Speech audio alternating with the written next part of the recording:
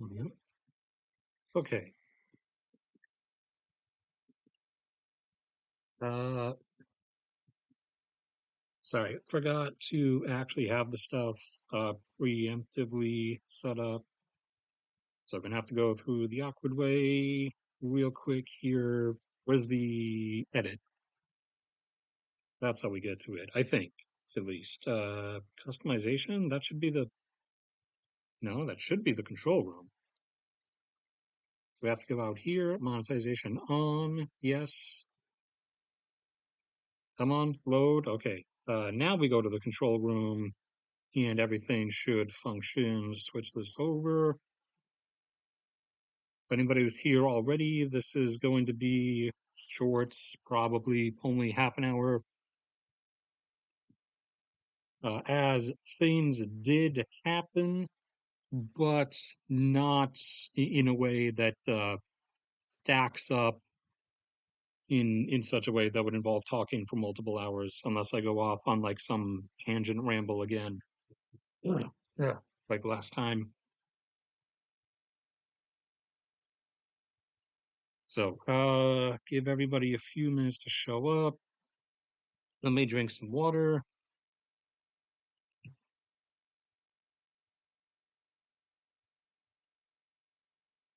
And for anybody unfamiliar with this, still, this is the NOAA bathymetric data viewer, which is a world map that's primarily meant to show extreme detail of the ocean floor and exact depths everywhere. It is not meant to show like individual land details a lot because it's not Google Earth, but we started using it now instead of Google Earth because this site does not clog up and what's the word? What's the word? Lag. It does not cause the stream to suddenly lag every 5 minutes like Google Earth does. So, starting with the economic stuff, or that's technically main title stuff. So, hold on. I'll start with some smaller global events, then move into the bigger stuff. So,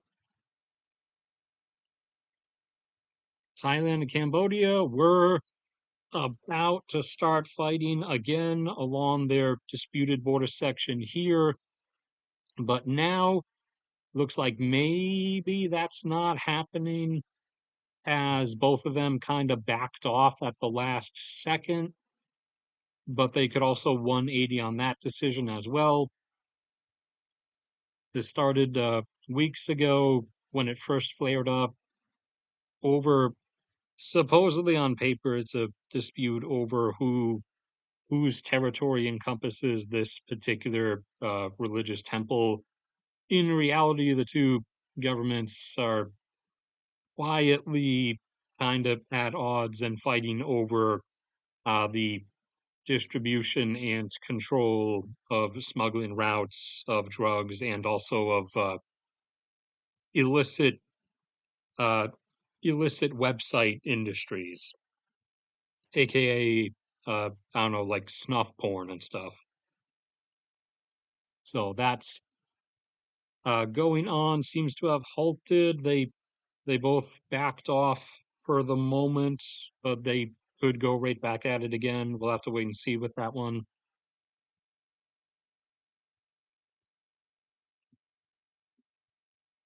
Oops, here.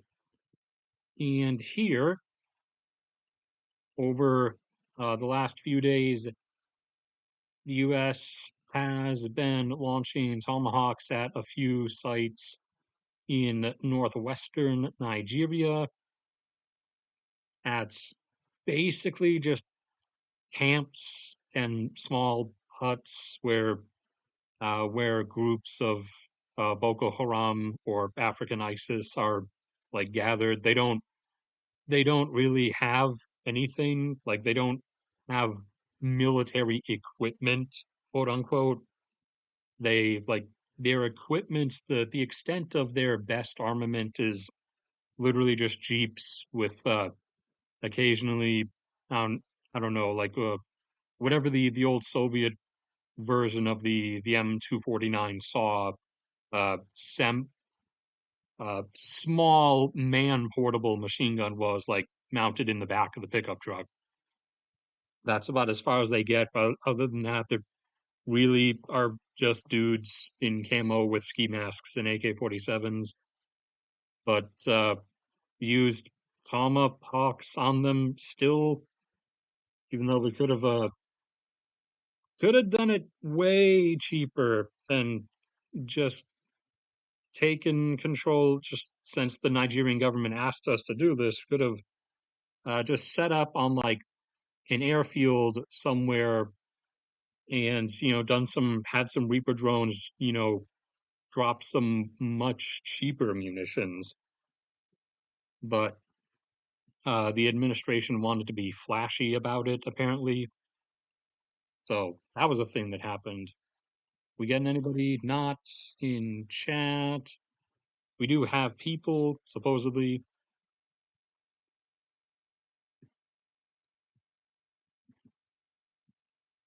Also, the IDF has, after weeks of things throughout the Middle East being relatively quiet, again, relatively, the IDF Air Force has started bombing Lebanon again. Primarily targets this time were in the northeast, trying to go after some of the few remaining stashes of rockets that Hezbollah still has, as you are not very clearly demarcating the actual border here.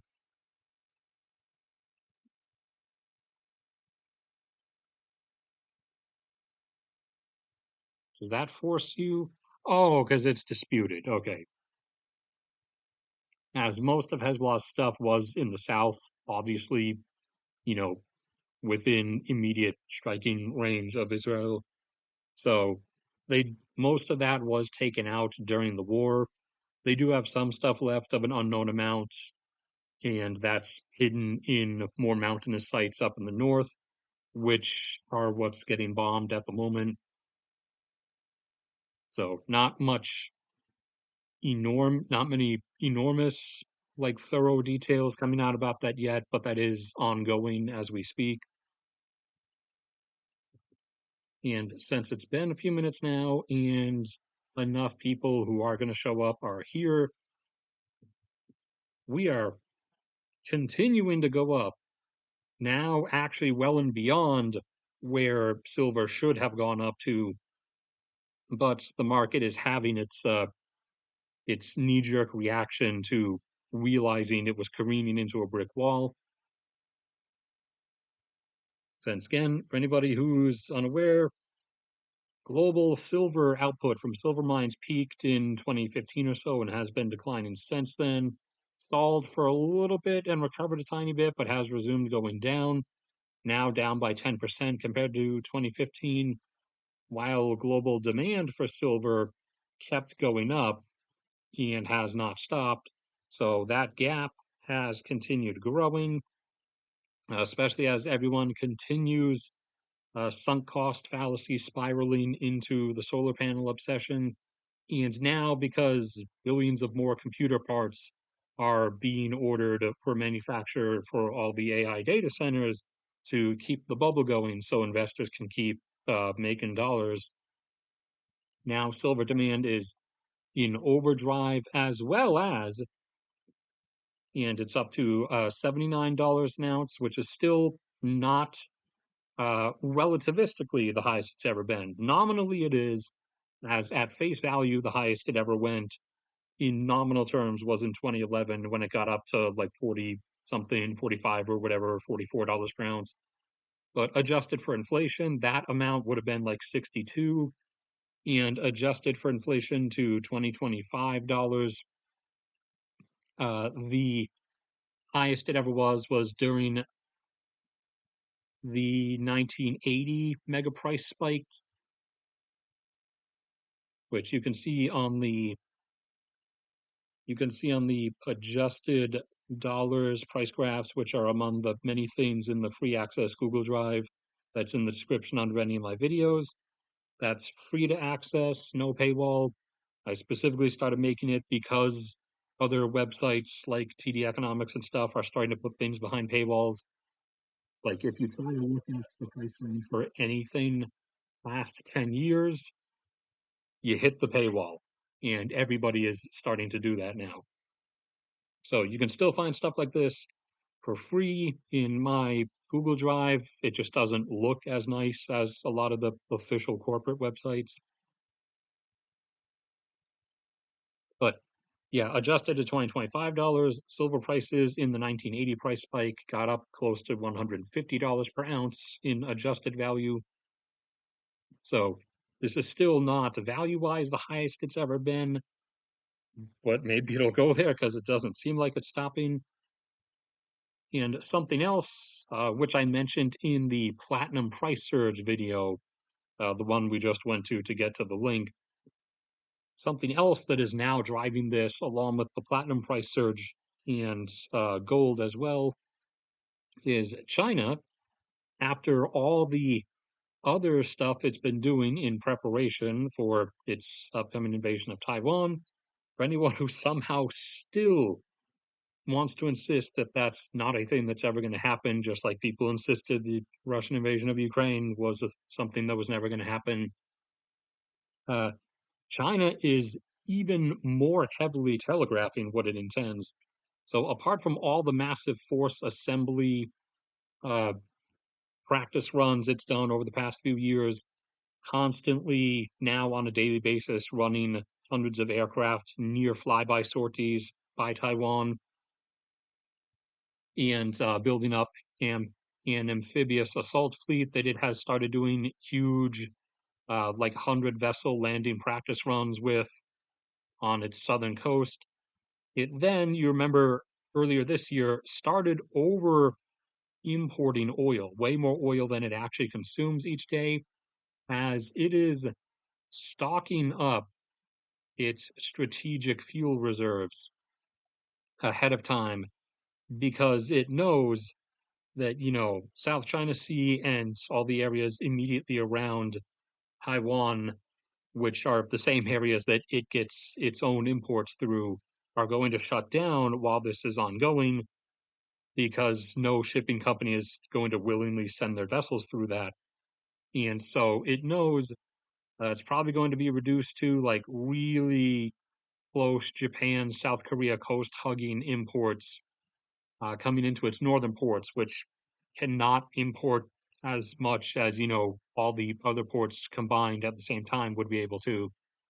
So China knows it's going to get cut off from a lot of stuff, and it's importing things quickly beforehand, and also affecting the precious metal prices. Just over the last few weeks, China has started also making their central banks have started making mass purchases of gold, silver, and platinum. They have started making massive bulk purchases of physical bars to shore up their actual bank reserves, which is yet another like self-tell in case you're somehow still doubting that they're going to do it. They're literally like tapping on your window, like waving the flag, trying to tell you, the doubter, hey, guess what? We're going to do it. So their sudden massive bulk purchasing of physical precious metals is also stacking on to these price surges on top of everything else that was already there. So you have silver now almost at $80 an ounce, gold at 4,500, up from, excuse me, up from it was sub 2,000 if you go back just a little bit. Yeah. So that's all been piling on.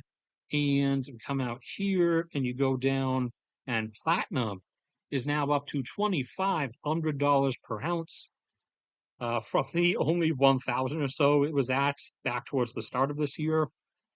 And This is nominally higher than it's ever been before, as the highest it was previously at face value was like 2,200.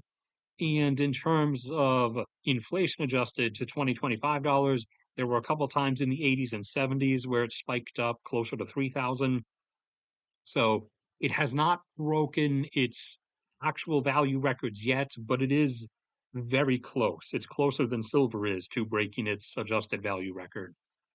But it is also shooting upwards from a combination of the continued obsessive investments by entities like the European Union in the hydrogen economy, where everyone's now wanting to build massive hydrogen production plants, electrolysis plants to like extract mega amounts of hydrogen from seawater, which those require a lot of platinum, as do the hydrogen fuel cells, because one idea, the dumber one, is to have cars run on hydrogen itself, where you'd have a hydrogen, uh, where you'd have a like compressed hydrogen gas tank at 700 atmospheres of pressure.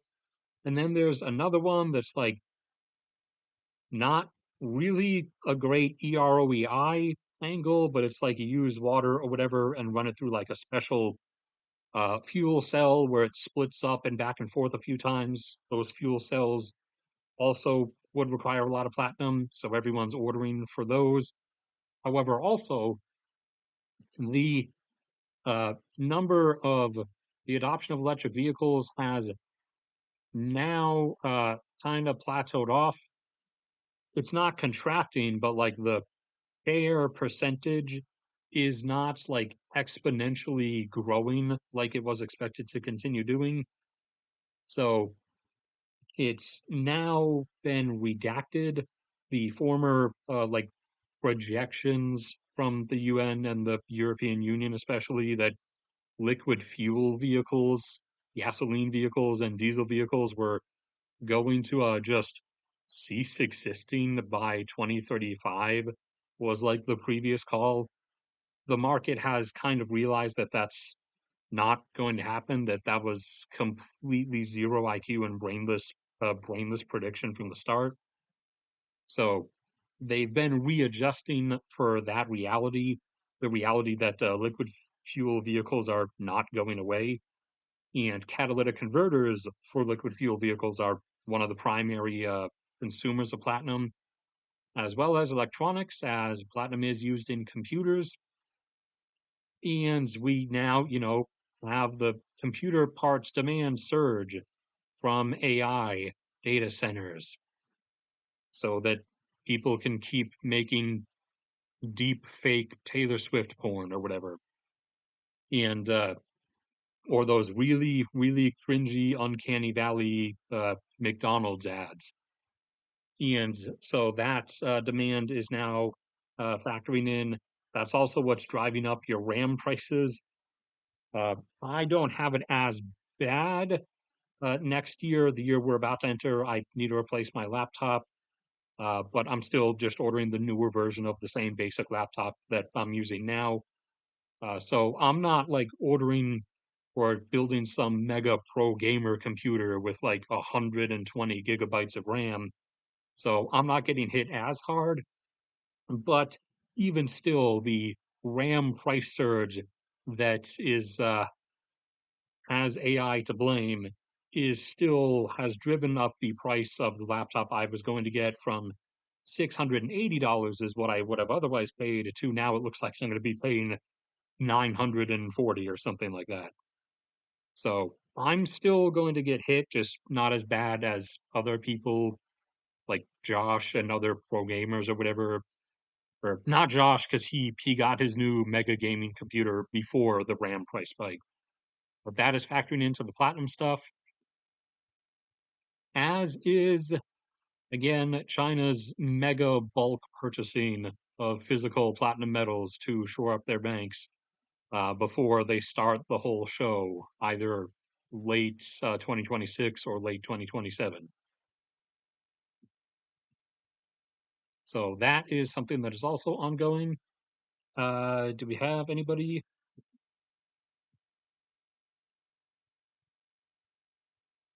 No, I said that 2025 was the first year we entered where the chance was greater than not, i.e., the chance would be slightly above 50-50. It would have been a better option for them to go with this year because we're continually quietly, or at least somewhat quietly, except for when Trump brags about it on Twitter, pouring additional, like, more modern military equipment over to Taiwan and continuing to gradually ready stuff elsewhere since we're going to get directly involved and rebuilding stuff in the Philippines. It would have been better for them to try it this year uh, because they would have a better chance of success. Because the longer they wait each year, the more ready their military gets, yes, but also the more stuff gets tipped in against them. But they also, understandably have to wait until they feel like they've safely shored up enough their strategic reserves of like fuel and stuff. But, they could have started doing that earlier. I mean, it actually would have been even smarter to start doing that earlier, even if they're not going to do it until 2027, because then you could be over importing stuff for years and you could have literal years worth of stocks of stuff. But I don't know why they decided to wait until now. Probably, if I had to guess, they assumed that the moment they started like the over importing of oil and bulk precious metal purchases, that we would probably take that as a flag that this coming year is the year, or 2027. Everyone has circled around 2027 mainly because that's the year Xi Jinping himself said he wants to do it by. But actually, it's been like greater probability of not doing it then because like deadpan dropping a year that you're going to do something and then literally doing it in that year is kind of dumb. But we've also seen a lot of stupidity going around in the global sphere. So maybe they are actually going to do it in the exact year that they warned they were going to do it in.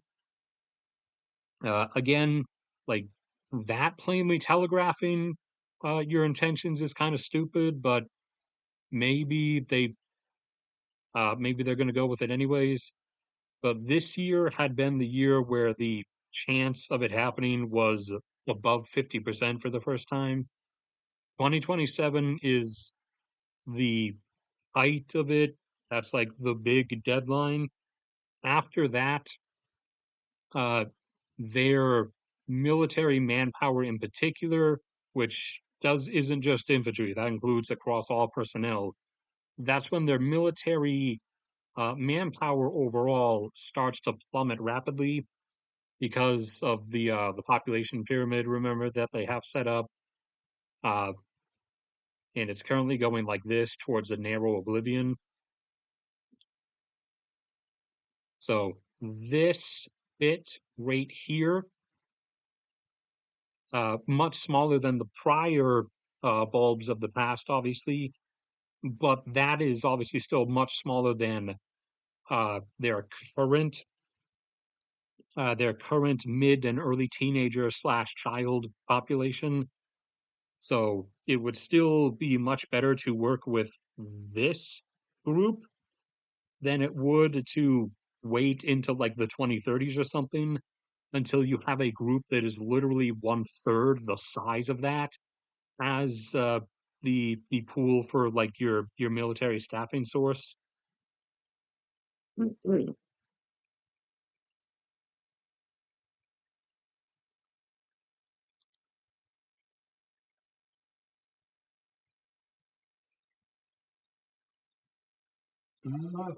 I did not hear about that, so I'll look into that. I also did not hear about the Somaliland thing. Uh, whether Trump will do that depends on how much Somaliland strokes his ego and sucks his dick, basically.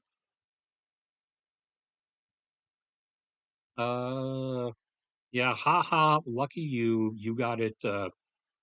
You got it early. If it was just as a public thing, maybe he will as like a policy thing from like U.S. military perspective. Probably not like wholesale because we've been pouring a lot of stuff since 2020 or so alongside Turkey into Somalia for trying to aid with the restabilization. So on a like strategic perspective, wrong one. On a strategic perspective, we've been acting more towards a reunification like angle, but as like a public announcement type thing, if Somaliland strokes Trump's ego enough, then yeah, maybe he might do a recognition statement.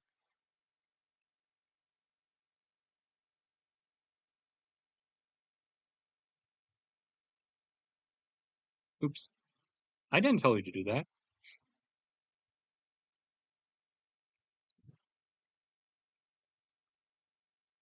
Further, Venezuela stuff continues.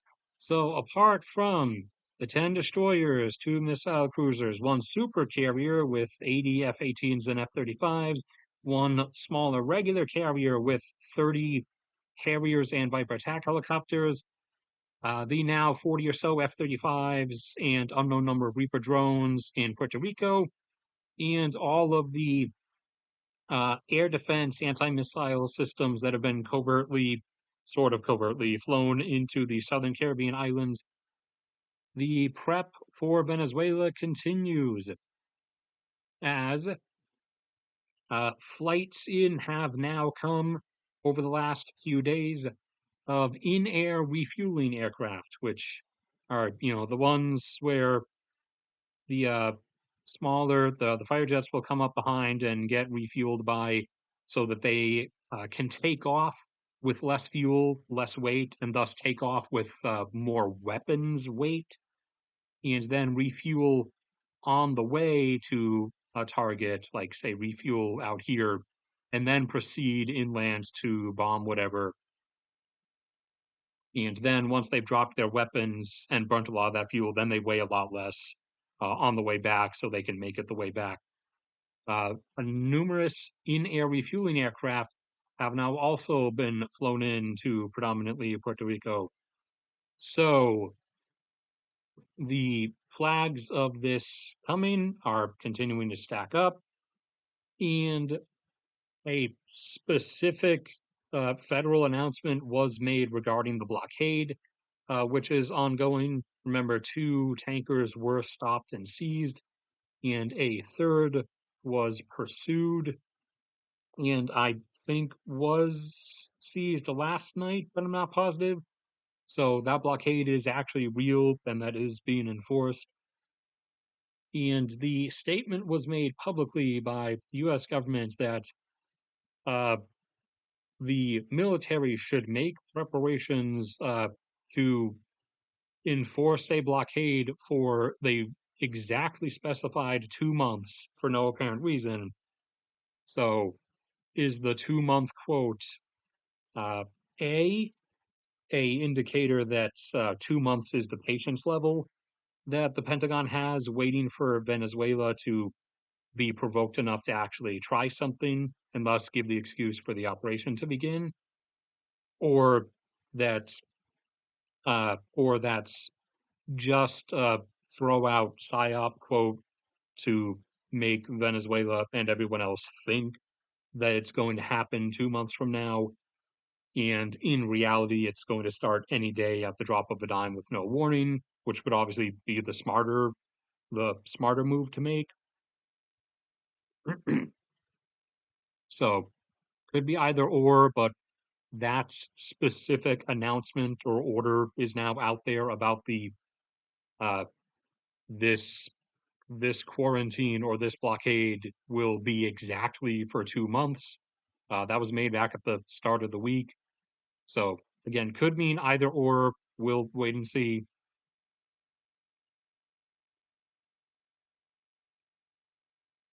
And I thought there was something else going down uh down there actually, but now I cannot remember what it was. Oh, yeah, and also I forgot adding to the can stop doing what I'm not telling you to. Adding to the platinum prices is also I forgot ongoing supply declines from South Africa, who supplies roughly two-thirds of the world's platinum group metal supply, as everyone should know by now about South Africa's government corruption and financial death spiral. It began, in terms of its bigger effects, it began with the desiccation of South Africa's electricity system, their power grid. It spread onwards to effects on and degradation of their rail network. It continued with issues along their water distribution system. You guys may remember, I think it was at the end of last year or early this year, Johannesburg, where like I think a third of the country's population lives, had its water shut off for a few weeks because the pipelines were like all built just before or just after World War II and haven't been replaced or maintained since then, apparently. And they started bursting. So the whole system shut down. Well, that whole corruption and financial death spiral thing has now reached the mining industry, where money has started to get siphoned out uh, into the into the operator's personal bank accounts, just like money for maintaining government funding for maintaining the power grid, water system, and rail network has been getting siphoned out by politicians into politicians' bank accounts. Now, the companies are starting to do the same thing there because they realize the government's not going to actually enforce anything. So they're just gradually diverting money. And as they do that, they can order fewer and fewer replacement parts, fewer and fewer mining explosives, fewer and fewer haul trucks to carry the massive loads of ore out to be refined. And then that also gets affected by, problems with the power grid and power supply for the refineries and issues with the water distribution because the mines need water for their operations and with the rail network for getting the stuff out to ports to be exported. So that has also stacked on to the platinum price surge, which is part of the reason why there has been sudden, previously unexpected, and not like previously announced or planned ahead of time, but there has been sudden surges of reinvestment towards output expansion at some of the smaller platinum mining operations in Western Canada and the northwestern US, as that's a issue from South Africa, and also as the other big supplier is Russia, who, is having their own downward spiral of everything internally. So it's not like you can really count on them to crank up output. So the one other place that has a decent amount of platinum group metals in the ground that has not started, that where mining of them has not really started yet is India. I believe it's down here in this like Basin Circle area. It's been looked at, like a number of the bigger industries have been looking at it, especially in light of Russia in the post 2022 era and South Africa as South Africa has continued to death spiral. So the companies are looking at getting started mining some of the ones in India, which would be helpful, if they sped that up. But for the moment, the best output increase, like you can go for on the earliest timeline, is the one they're most immediately targeting, which is rapidly pouring cash into expanding capacity in the platinum mines in the US and Canada.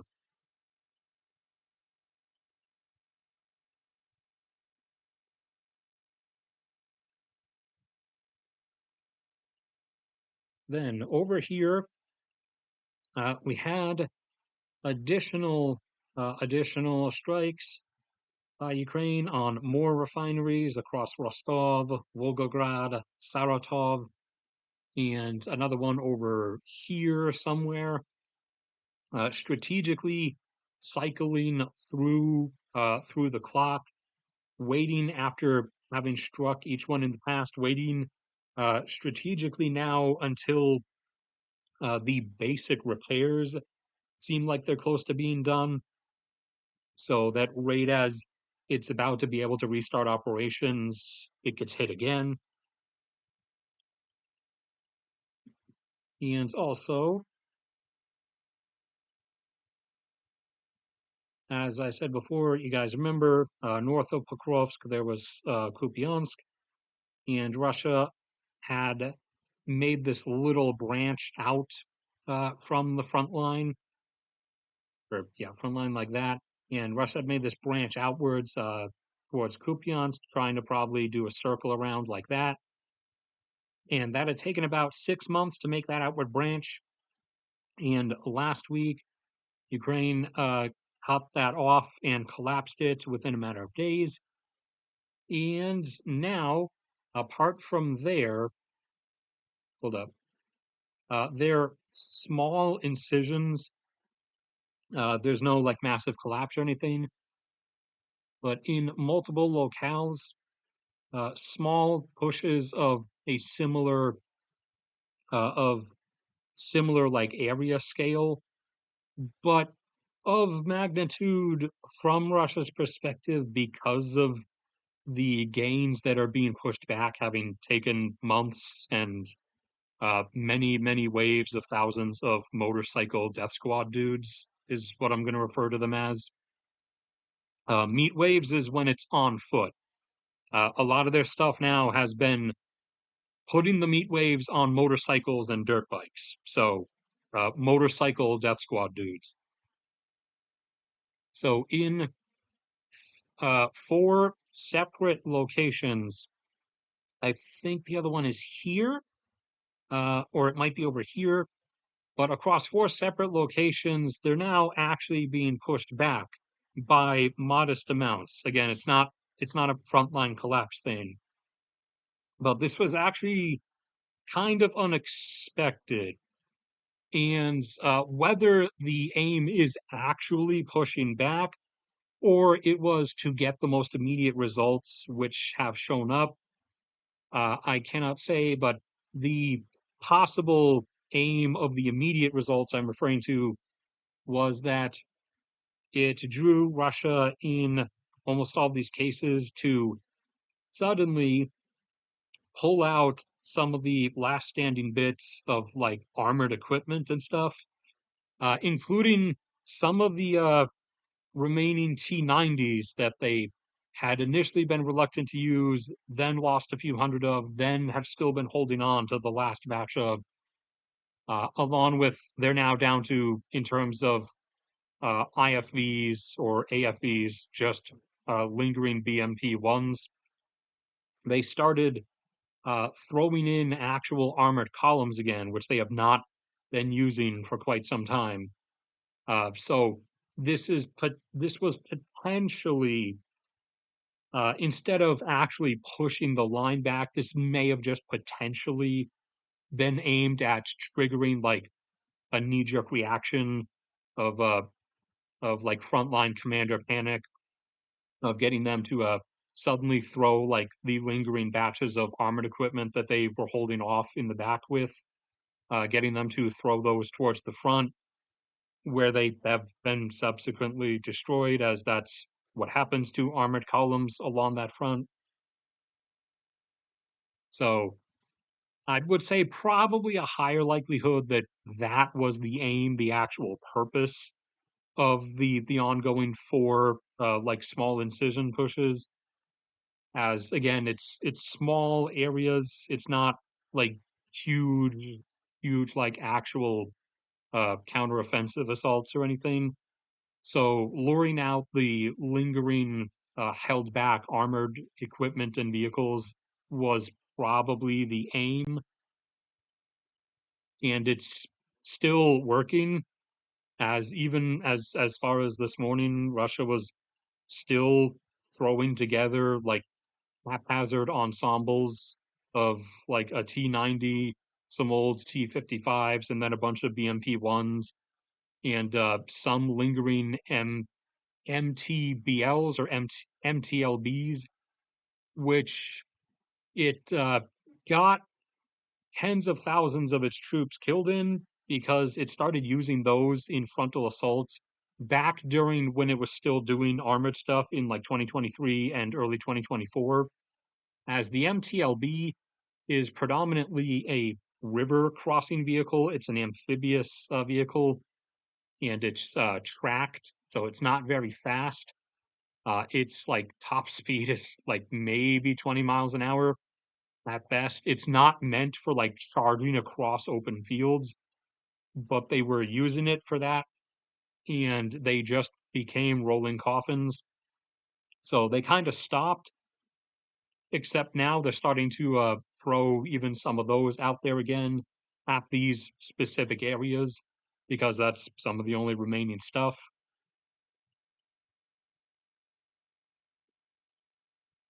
And there was I'm still feeling like there was something else going on somewhere uh among the like array of things that would count as something that I would commentate on that I'm forgetting. Oh, yeah. Uh one of the Western, because remember Libya is split in half basically. Uh one of the one of the top government officials or military officials of the Western government of Libya died in a plane crash in Turkey, and under investigation. Currently unknown whether it was potentially like an aircraft sabotage or onboard bomb, or basically just an assassination attempt by the Eastern government of Libya. Uh, Unknown as of this moment. Maybe it was, maybe it wasn't. We won't find out for a little while at least. But that did happen. So that dude's dead.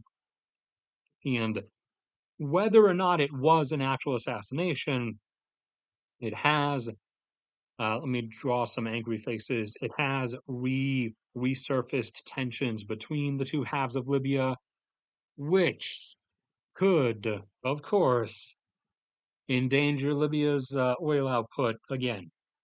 As the civil war was not constant, technically it's not even over, but it stopped and restarted a number of times over the years. And for example, you can see that's another thing you can find in the drive folder I have. If you go to the oil graphs, oil production graphs here,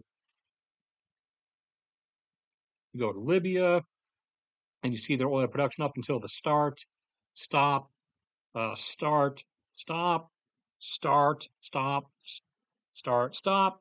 You can see the indents when and upsurges when the Civil War started and stopped, restarted, stopped again, uh, started up again, stopped again, started again, stopped again.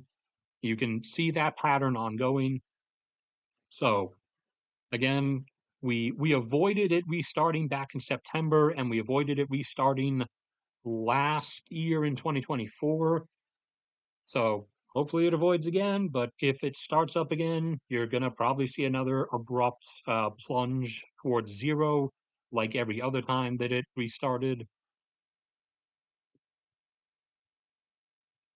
So I'm going to assume that was the thing I was forgetting about.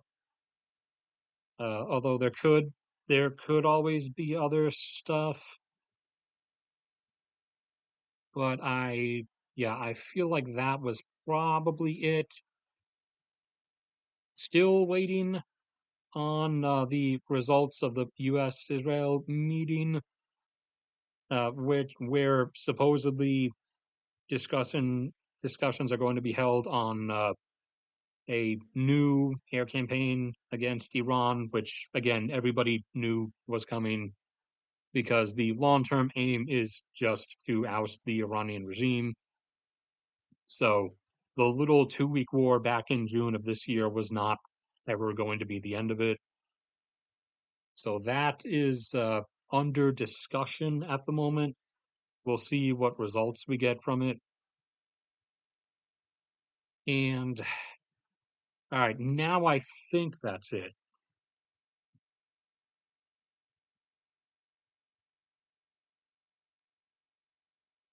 Although I still might have forgotten something, but just perusing around. Oh, yeah, Indonesia betrayed itself and my trust. So after actually doing good and putting like a decent slowdown, at least, not a near total stop like Brazil has done over the last 3 years, but bringing deforestation in Indonesia to a drastic slowdown, they suddenly 180'd and have now announced that they're going to deforest an enormous chunk area of Papua New Guinea.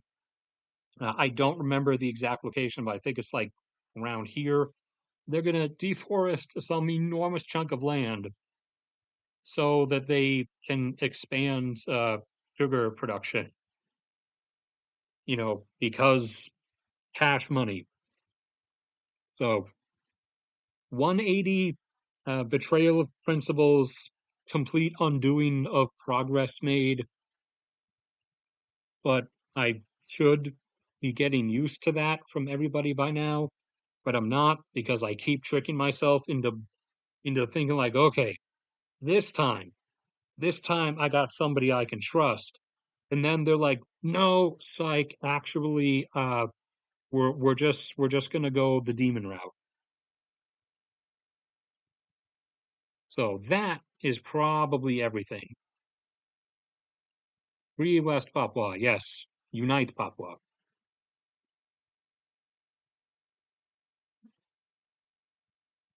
Yeah, U.S.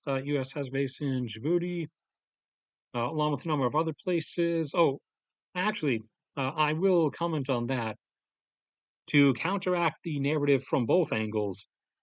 It is said by people who don't like the U.S. as a means of denigrating the U.S., imperialism and whatnot, and it's said by people who do like the U.S. as a means of uh, dick size bragging, basically. The whole 800 military bases all over the world in 160 countries. That is not even remotely true. So sorry to disappoint both people who use it as a hate angle and both people who want to believe it as a nationalistic angle. That is not even remotely true. Like if you look on that map, it shows the U.S. as having a military base in 50 out of 53 African countries, when in reality we have military bases in 3 African countries. It was 4, but we left Niger counter to the America bad will refuse to leave angle. We did just leave when they asked, actually. Now, don't get me wrong, there are a few places around the world where that would be true, where we would not leave even if you asked us to. But we only have military bases in 3 countries on Africa. I'm just using Africa as the primary example. We have actual military presence in Libya, large military presence in Djibouti, and in Cameroon. I believe. It might be Gabon, but I'm pretty sure it's Cameroon. And the one in Cameroon, for example, it barely even counts. It's a small airstrip. I'm going to do the semi-crossed runways X. It's a small airfield that has about 100 personnel on it. 50 are infantry. They're like security personnel to protect the base from any small-time stuff that might happen. And the other 50 are tech prep and maintenance guys that are there to, if the notice comes that we're about to need to use the base, rapidly get the base ready to receive large amounts of aircraft and personnel who would then also help turn the base into a functional one. So a lot of the bases that you hear about us having are instances similar to a setup like that. The one in Djibouti is an actual very large base with thousands of personnel and dozens of combat aircraft and even some naval vessels.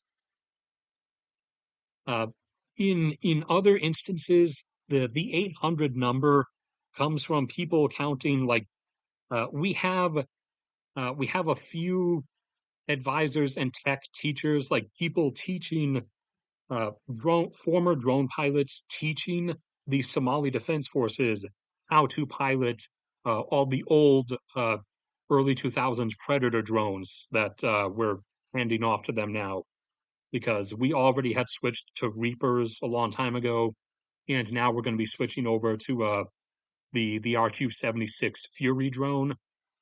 And so we're also going to start handing Reapers out to people now, probably. In fact, actually, I don't remember who. I think it's Jordan because Jordan's been a real stable friend to everybody in the region. I think Jordan is one of the ones we already started handing out Reaper drones to because it's you know all of the all of the don't give old military equipment to Ukraine that we were about to have to pay to dispose of anyway. People don't understand is that it's kind of moral argument aside, even pragmatic argument, it's kind of better to hand out stuff that you were about to have to go through a like destruction process with to people who are going to use it to harm your adversaries, whether those adversaries are a large, formerly considered, now clearly not pure military power like Russia, or just Al Shabaab and African ISIS, hideouts in the deserts of Somalia. But a lot of the 800 count comes from people counting the fact that in Mogadishu, for example, we have a few former Predator drone pilots at a small, it's literally one room, but it's called a tech school, at a small little one-room tech school teaching Somali Defense Force guys how to operate Predator drones. They the 800 number people look at something like that and refer to that as the US having a military base in Mogadishu in Somalia, when that is not what that is.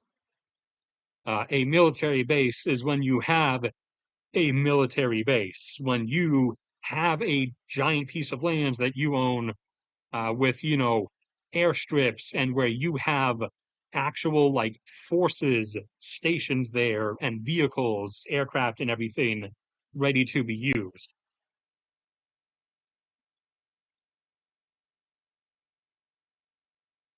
But I think in total, the number of countries we actually have bases in, including if you count the Cameroon low level type stuff, then the number that we actually have bases in uh, with personnel and equipment. So Guantanamo Bay does not count on this list because that's literally just there for the prison. The military personnel there are the prison, like the prison guards. It's not a place where we keep a bunch of stuff. But actually, for the sake of argument, we'll count Guantanamo. the number of countries, to both sides' disappointment for either angle of the argument, that we actually have military bases in is not 160 countries. Outside of us, you have one, two, three, four, and then you have five, six, seven, 8, 9, 10, 11, 12, 13, and then 14, 15, 16, 17, 18, 19, 20, 20, not 21 anymore, because uh, in a potentially it's just a psyop, but it might just be an idiotic decision of the current administration. We're shutting down the bases in Romania. So I'm going to hold off on counting that one, or you can trade that one with Guantanamo if you want. So that's 20, and then 21, 22, 23, and 24. So that's a grand total of 24 out of 197. Or sorry, 194, I think, UN recognized countries. Functionally, there's 197, and then depending on how far you want to carry the definition of country, then technically there's as many as 229. But we only actually have military bases and stationed forces in 24 external nations outside of the US, not 160. And the number of bases throughout those countries is, I think, like 36 or something, not 800. Now, it's still a lot. It's still a lot of global power reach. Obviously, that's kind of the point of it. But it's not remotely what it's advertised as. Again, from either angle, from an anti-U.S. or pro-U.S. nationalistic angle, it's not remotely what it's ever been advertised as. It's still beyond the dreams and wishes of anyone else who wants a degree of power projection. Like the only other ones who come close are not even adversarial. The other two that come anywhere even remotely close are Britain and France, and each of them is down to, I think, only having bases and stationed forces in like 5 or 6 foreign nations. Russia, now that they kind of lost the Syria angle, Russia is down to just having Armenia and technically Transnistria and Tajikistan. At least I think it's Tajikistan. It might be Kyrgyzstan, but I'm pretty sure it's Tajikistan. And China is in Djibouti, and I believe they're also in Tajikistan, but again, it might be Kyrgyzstan. They're either both in the same place, or I might be confusing Russia and China, which one has forces where. And they are expanding. They are now soon about to have uh, a functional naval base in Pakistan.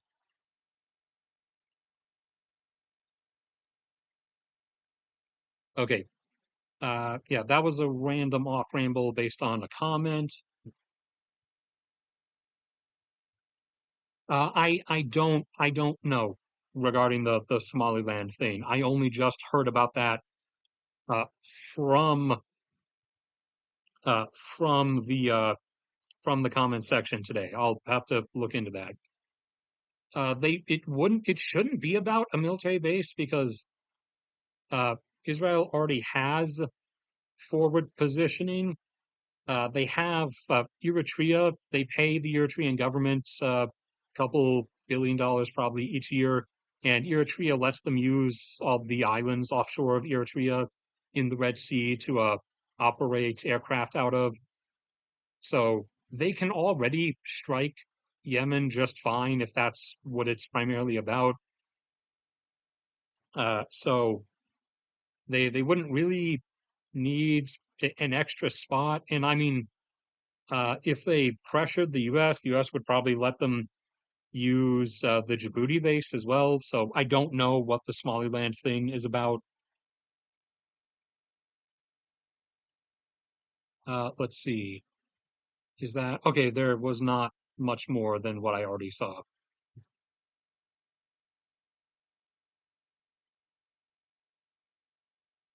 Y yes, that has no correlation to the global population. That's the loss of forest cover is bad overall, as that rapidly furthers soil and ground integrity and degradation, flood prevention, etc.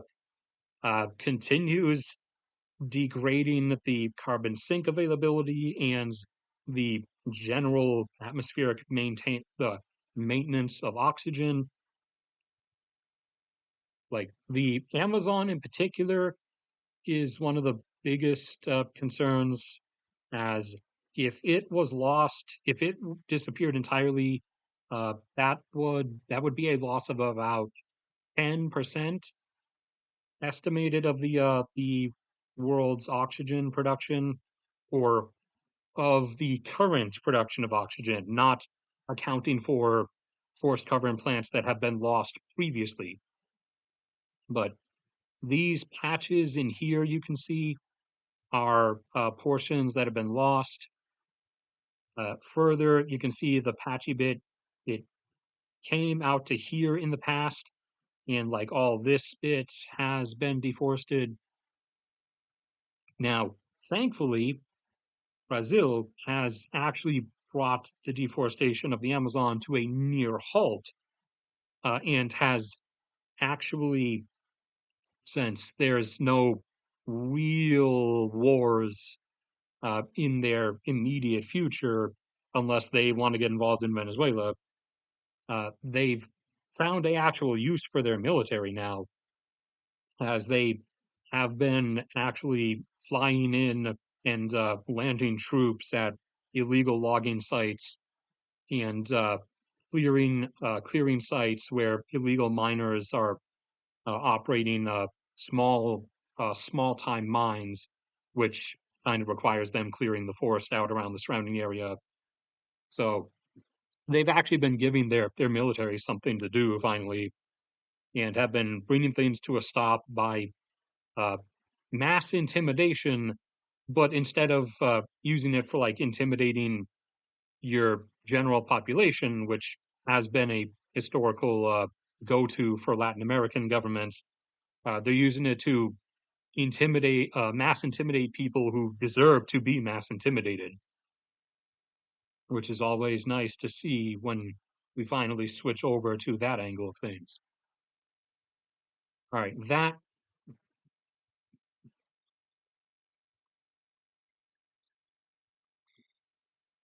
uh, I think regarding that question, it seems like, again, it seems like this is not among the things that I put out with like heavy confidence, but it seems like we, as in the U.S., Israel, and other associated friends, apart from them going ham in Gaza, we seem to be starting to, at least in particular areas, with regards to particular adversaries, we seem to be starting to lean into a uh, slower grind down type approach to things, instead of a mass inward sweep and deposition. So we might be going for the whole semi gradual waves of air campaigns and degradation, in hopes that the country upends itself and self evicts its own government, as that is, oops, didn't mean to do that, as that is also part of something the Pentagon is still hoping will happen with regards to Venezuela, as the various forms of mounting pressure are also intended to hopefully encourage those around Maduro and those surrounding others that are loyal to him to self remove him and self remove his loyalists before the U.S. then considers that it has to actually do something militarily. So we seem to be switching over to this more like carefully stepping on broken glass approach, but part of that might be because we're prepping ourselves to be ready to, as we intend to, throw our actual direct military weight into involvement in ensuring that the whole China Taiwan adventure fails, which is also, again, part of the reason why we're doing Venezuela right now, as opposed to initial expectations had been for more later in the decade. But most likely, the Pentagon wants to get Venezuela out of the way before this happens, since we want as few other areas of concern going on at the same time as this when this all starts. Now, granted, especially because it's an ocean crossing or a strait crossing, an amphibious military adventure on China's part. This whole adventure, oops, need to go, where's the dot size? Get back to regular. This whole adventure, oh, that's too big, is going to be over and like definitively over in a way that other stuff might not be. It is not going to be something that can drag on like the Russia-Ukraine invasion has, because porous, flat land border is not that is not the same thing as what this is. This is 100+ miles of open water crossing that will take hours to get across. And even if you succeed, whatever force you manage to get there, the amount of additional force you can bring each time in an amphibious crossing quickly diminishes, because as you even try to keep more and more force on said island or said country across whatever body of water, the amount of each additional attempted crossing you make that has to be supplies and resupplying logistical stuff, that goes up as the amount of stuff that you have landed on there previously continues to accumulate. And this crossing, even in the calmest time of the year, which would be fall, which is why I've constantly said that if they're intelligent, they will attempt the invasion in the fall, because that's when the waters in the strait are the calmest, and the crossing would only take 6 to 7 hours. 6 to 7 hours of which they would be getting bombarded by shore-based artillery and precision-guided munitions, because this isn't World War II, and Taiwan actually has stuff, whereas the D-Day defenses that Germany had were effectively gone by the time we got there, with the exception, because the Luftwaffe had been destroyed by that point of the war, and with the exception of Omaha and Sword Beaches, there wasn't even really that great of like a defense setup, and the English Channel is only like 20 miles wide usually, so that was a real easy operation compared to what anyone attempting this would be. especially also based on the fact that the best shore-based stuff against the incoming vessels that Germany could do during World War II was some shore-based artillery, which again was vague calculations for aiming back then. It wasn't satellite-guided shells in terms of like guiding the angle of fire of the gun like we have now, and literal wings on the artillery shells that we fire for modern countries in present day at least that can guide the shell to hit a specific desired point. And also, obviously, missiles and drones and stuff are now a thing.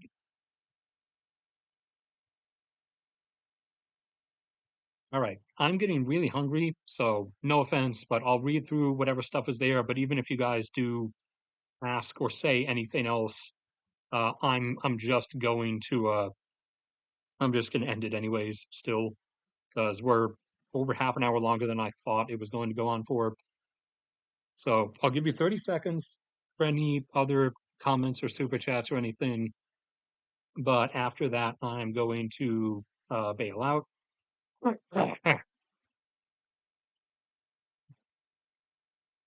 What are you redacting all of your comments for? I can still see them. Oh no, it deletes them from here as well? That is interesting. It didn't used to do that. Okay, I guess you can hide your comments. Not sure why you wanted to.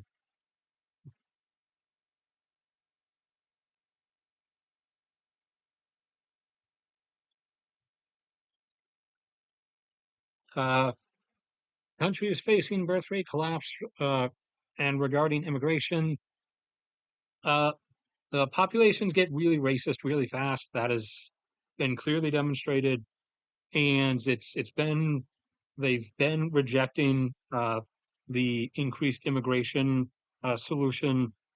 So, regardless of whether decrease in immigration is going to hurt the labor situation uh, in the long run, the governments are now like the UK and Canada. They're now starting to turn down the immigration numbers, anyways, because uh, it was upsetting the population, and they that risks them not being able to stay in power anymore, and thus they're any politician's primary concern in the end is going to be whether they get to stay in their position. So even if it is detrimental for the country long term in terms of like labor situation, they're still going to do the closed borders thing anyway because they figure that's what the population wants. So that's what's going to let them keep their seat in government, which is their number one priority.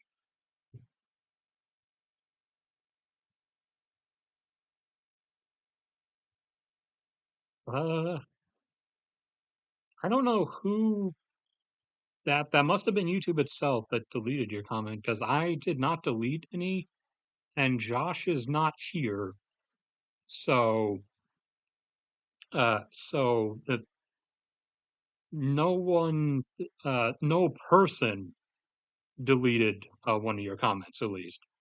That was YouTube's new enhanced AI that they are so proud of. That has also been deleting people's channels for supposedly violating terms of service when they did not violate the terms of service. And YouTube's response to people filing complaints about that has been that our AI does not make mistakes. So, just so you guys know, just in case suddenly you suddenly like try to come to my channel and it says this channel no longer exists. Uh, YouTube's AI algorithm deleted me, I guess. All right.